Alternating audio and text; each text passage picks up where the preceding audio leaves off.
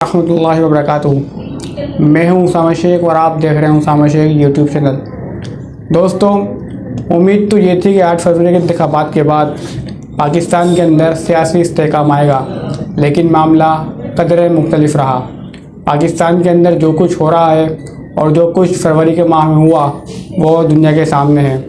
इस बार जो सीन हुए हैं वो ऐसे हुए हैं कि कोई भी हुकूमत लेने को तैयार नहीं है, और जो हुकूमत बनने जा रही है वो भी खौफ के आलम में है, वो भी गोया ज़बरदस्ती बनाई जा रही हो।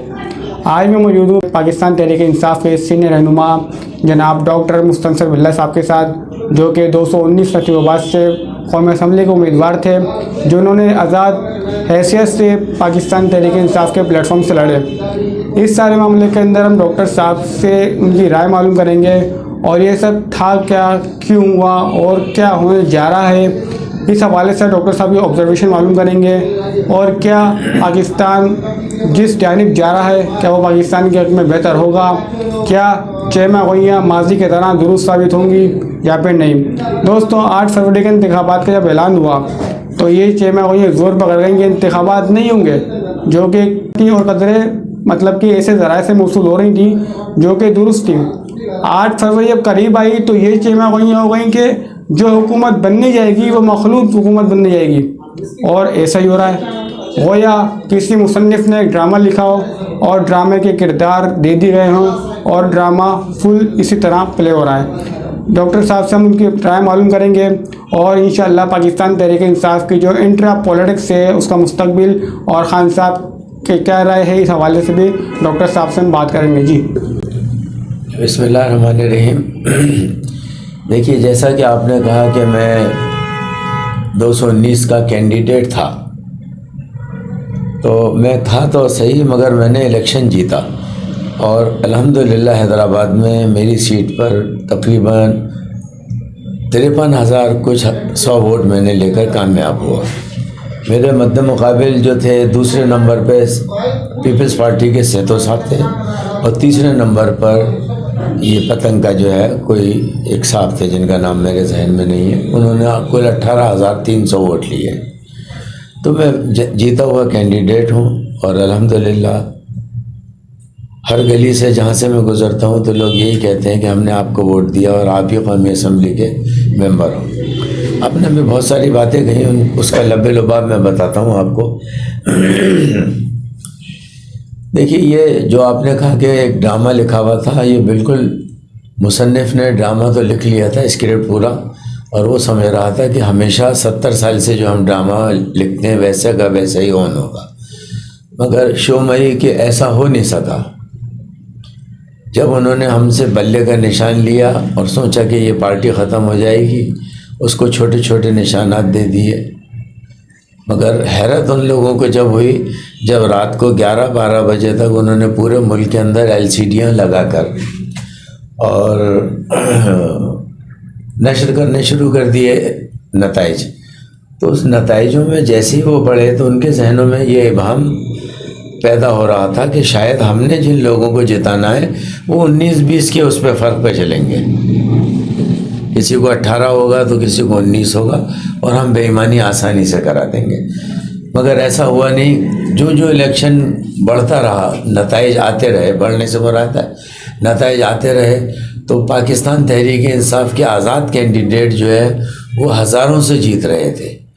और तो और कराची के एक हलके के अंदर सिर्फ एक हमारा कैंडिडेट जो है उसको 1 लाख से ज़्यादा वोट मिले और पूरे MQM के 16-15 सीटों के हिसाब जोड़ा जाएगा तो 1 लाख से भी कम है।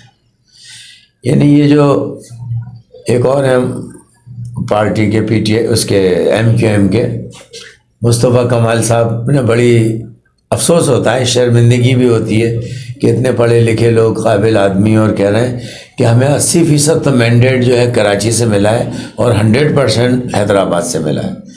कुछ कहते हुए भी शर्म आनी चाहिए आप लोगों को कि जब हैदराबाद ने आपको मुश्किल से 18,000 20,000 वोट जो है लतीफ़ाबाद से दिए और इसी तरह आपको शहर से दिए, तो आपका कहाँ मैंडेट है।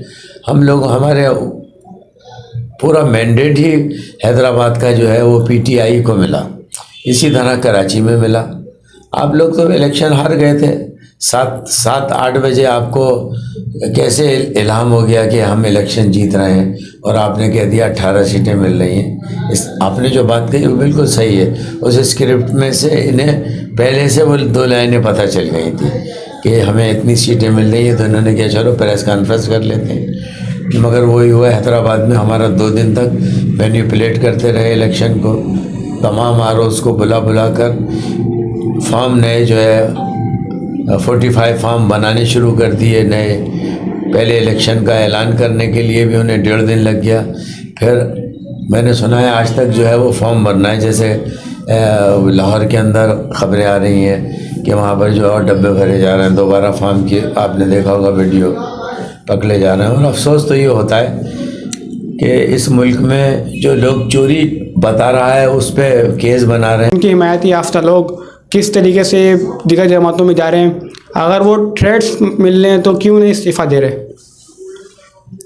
دیکھیے جناب علی, اس کا سوال کا جواب بڑا آسان سا ہے. عمران خان پاکستان کا لیڈر نہیں بلکہ دنیا اسلام کا واحد لیڈر ہے. یہی ایک آنکھ لوگوں کو نہیں بہا رہا ہے, یورپ اور امریکہ کے یہود و نصارہ کو. اور افسوس یہ ہوتا ہے کہ اس کے ساتھ ساتھ پاکستان کی بھی اشرافیہ لگ گئی ہے, سمجھ گئے, کہ یہ اس کو کسی طرح ہٹاؤ. مگر عمران خان کو کوئی آدمی بھی وہاں سے ہٹا نہیں سکتا ہے اپنے جگہ سے.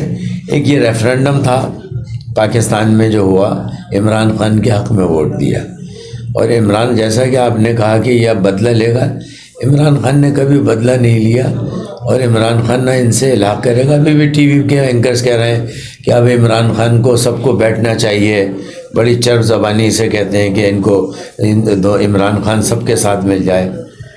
اگرچہ عمران خان ان سب سے مل گیا تو پھر فرق کیا رہ جائے گا یزیدیت اور حسینیت کا. اچھا سر, ہم بات کرتے ہیں مخلوط حکومت کی.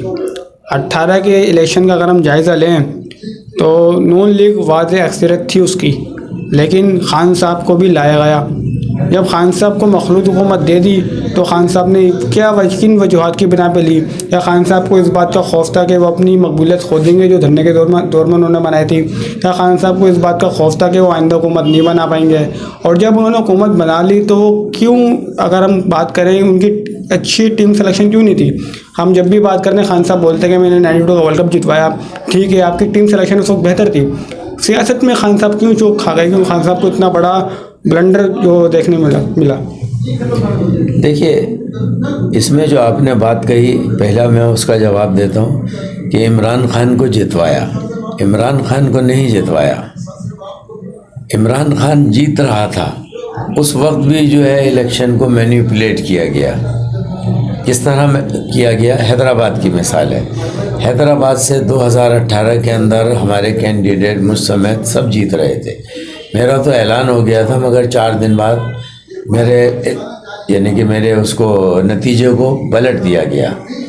تو وہاں پر بھی عمران خان جو ہے تمام سیٹوں سے بہت بڑی اکثریت سے جیت رہا تھا. مگر یہاں کے لوگ جو الیکشن کرواتے ہیں, جو اس پورے ڈرامے, جیسا آپ نے کہا ڈرامہ لکھا ہے اسکرپٹ, اس کے پیچھے جو ڈائریکٹر ہوتا ہے وہ ہمیشہ جو ہے وہ ان کرداروں کو آگے پیچھے کرتا رہتا ہے. تو وہ نہیں چاہتے تھے کہ عمران خان جو ہے بھاری اکثریت سے الیکشن جیتے اور اس ملک کی تقدیر کو بدلے.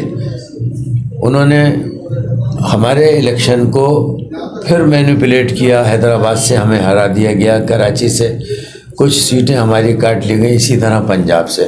مگر اپنے الفاظ اپوزیشن کے منہ میں ڈال دیے گئے اور وہ یہی کہتے رہ گئے کہ یہ سلیکٹڈ ہیں, یہ سلیکٹڈ ہیں. ٹھیک, عمران خان خاموش رہا. اس کی خاموشی اس لیے نہیں تھی کہ اس نے کوئی واقعے میں بے ایمانی کی تھی, چوری کی تھی. عمران خان بہت ہی نہایت ایماندار آدمی ہے, وہ کبھی چوری کا تصور بھی نہیں کر سکتا ہے. وہ تو اب بھی آ جائے گا نا, تو آپ یقین کیجئے گا کہ فتح مکہ کی طرح کسی چبوترے پہ بیٹھ جائے گا اور کہے گا سب کو معاف کر دیا. اچھا سر, یہ آپ نے بہت بڑی بات کہی تھی, لیکن ہم نے بدقسمتی سے یہ دیکھا نہیں ان کے عہد کے اندر. اگر ہم بات کریں پاکستان تحریک انصاف کی انٹرا پولیٹکس کے حوالے سے، جب ٹکٹوں کا معاملہ آیا تو ہم نے دیکھا کہ پاکستان تحریک انصاف کے سینئر رہنما نظر انداز کر دیے گئے، جن کا میں نام نہیں لوں گا، آپ خود سمجھ سکتے ہیں کہ جو ماضی کے اندر جن کو ٹکٹ دیا انہوں نے اچھا بیک اپ دیا، ان کے رزلٹ اچھے تھے، لیکن ان کو نظر انداز کر دیا گیا۔ ہم یہ دیکھتے ہیں کہ پاکستان تحریک انصاف احتجاج کرتی ہے، لیکن وہ چہرے نظر نہیں آتے جو پاکستان تحریک انصاف کے ساتھ روز اول سے حیدرآباد کے اندر کھڑے ہوئے تھے اور اب بھی پس پردہ کھڑے ہوئے ہیں۔ اس کی کیا وجوہات ہے کہ پاکستان تحریک انصاف منتشر ہو گئی؟ کیا بیرسٹر گوہر صاحب جو ہے اپنی قیادت جو ہے تو جسے کہتے ہیں کہ اچھے سے پلے نہیں کر پا رہے؟ آخر تحریک انصاف کی جو کشتی ہے وہ شکولے کیوں کھا رہی ہے؟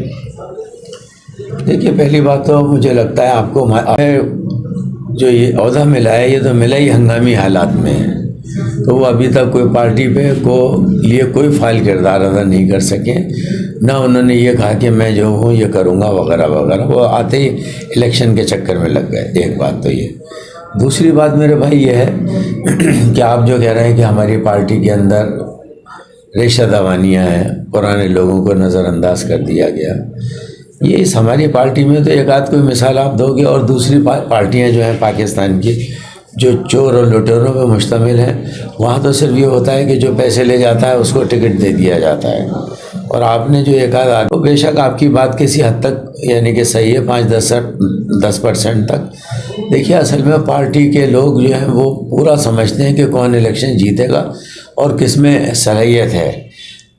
جن لوگوں کے اندر الیکشن جیتنے کی صلاحیت ہوتی ہے انہی کو ٹکٹ ملا کرتا ہے زیادہ تر ہماری پارٹی میں، اور ایسے لوگ جو بہت عرصے سے تھے ان کو ٹکٹ نہیں ملا آپ کہتے ہیں، تو اب جو ہے نا پارٹی نے ہماری اور کلک کیا تو اس میں بڑے بڑے اچھے یعنی کہ پازیٹیو لوگ آ گئے، تو اب ظاہر ہے کہ وہ اچھے لوگ ہیں ان کو بھی آگے کیا، اور دیکھیے اس والے الیکشن میں ان کا بہت اچھا یعنی رزلٹ رہا، اور وہ تمام کے تمام کینڈیڈیٹ عوام میں پینیٹریٹ کر گئے اور لوگوں نے ان کو ٹکٹ دیا، ووٹ دیا سوری۔ اچھا سر، آپ حال ہی کے اندر اسلام آباد گئے، اسلام آباد کا موسم کیسا رہا؟ بیرسٹر صاحب سے کیا ملاقاتیں ہوئیں؟ کن معاملات پہ تبادلہ خیال ہوا؟ اور خان صاحب کیسے ہیں؟ کب باہر آئیں گے؟ اس حوالے سے اگر آپ کے پاس اپڈیٹ ہیں تو کائنڈلی شیئر کیجیے گا۔ دیکھیے، پہلی بات تو یہ ہے کہ گوہر صاحب سے ملاقات ہوئی، وہ اسی میں لگے ہوئے ہیں کہ الیکشن کے بعد کا جو رزلٹ ہے اس میں کس طرح اس پارٹی کو سروائیو کرنے نکالا جائے، کیونکہ وہ لوگ جو اس پارٹی کو برباد کرنا چاہتے ہیں وہ تو برابر کر رہے ہیں، ٹھیک ہے نا، تو وہ کر کے ان کے ذہن میں یہی ہم نے کر دیا اور ہم کر دیں گے، مگر ایسا نہیں ہوتا ہے۔ دیکھیے، اللہ تعالیٰ نے قرآن میں فرمایا ہے کہ تو اپنی چال چل، اس کے بعد میں پھر تو میری چال دیکھیو، میری چال تو سمجھ ہی نہیں پائے گا۔ تو یہی ہے، اللہ تعالیٰ نے عمران خان کے ساتھ ہے، اور عمران خان انشاءاللہ تعالیٰ وہ تمام جگہوں سے